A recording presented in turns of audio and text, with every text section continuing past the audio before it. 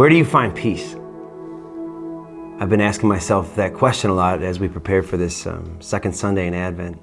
I have to constantly ask myself, where's my peace? I have 3 boys, very active boys, and they don't always create a peaceful home. There's not a single one of you listening to this that hasn't had a moment where peace has been robbed from you or taken from you in some way. Maybe you're finding yourself in a season right now where peace seems impossible. I've been in seasons like that. Many years ago, I was a youth minister at St. Mary's, and every winter they would go on this retreat to Camp Timberley, something called Winter Extreme.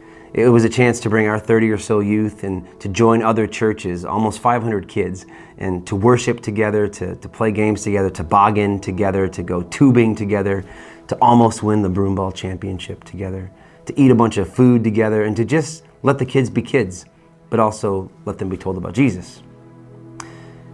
If I'm honest, I wasn't always looking forward to Winter Extreme. It wasn't a place of peace for me at all. It was kind of a place of chaos. And I was dreading this one especially because my wife was pregnant home with our twins, my mom was sick, and I really just didn't want to be here. Fast forward to our last night, and we just had so much chaos. I wanted to find a quiet place where we could just sit down for a minute as a group.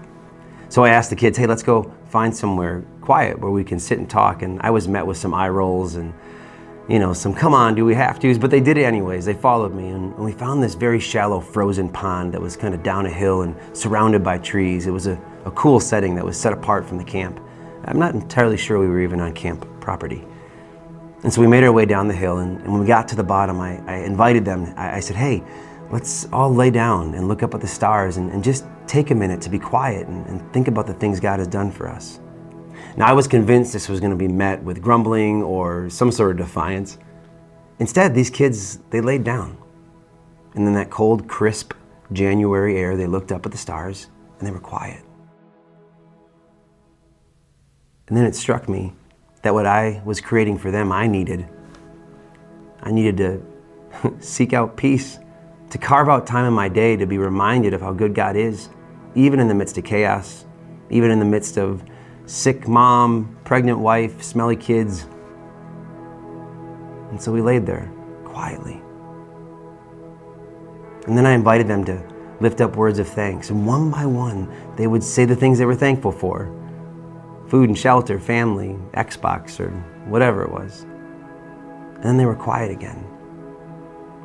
That's what we're called into, not just this Advent season, but every day. We're called into pausing and to reflecting on the goodness that God has done in and through us. And we're also called to be a people that seeks peace, peaceful moments. In the Gospel of John, Jesus is with his disciples, and it's the last night he's with them. And he says a bunch of things to them. And really, everything he says to them is about how they're supposed to live with each other and with other people after he's gone. One thing he says that I love is in John 14. He says, my peace I leave with you, my peace.